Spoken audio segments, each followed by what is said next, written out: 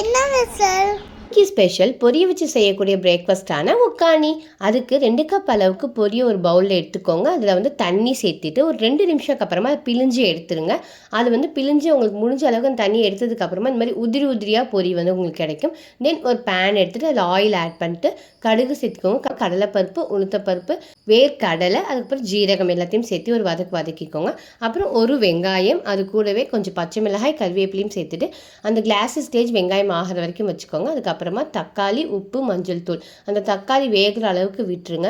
இதுக்கப்புறமா நம்ம வந்து ஒரு பவுடர் ஆட் பண்ண போகிறோம். அதுக்கு வந்து பொட்டுக்கடலை, மிளகாய், கறிவேப்பிலை, பூண்டு இதை வந்து நல்லா அரைச்சி எடுத்துக்கிட்டிங்கன்னா இந்த மாதிரி பவுடர் ஃபார்மில் கிடைக்கும். ஸோ அதை வந்து ஒரு 3 ஸ்பூன் அளவுக்கு சேர்த்துட்டு நல்லா மிக்ஸ் பண்ணி விட்டுக்கோங்க. நம்ம எடுத்து வச்சுருக்கோம் பார்த்தீங்களா பொரி, அதையும் சேர்த்துட்டு ஒரு 5 நிமிஷம் கழித்து கொஞ்சமாக லெமன் சாறும் மல்லியும் போட்டு இறக்குனீங்கன்னா உக்கானி ரெடி.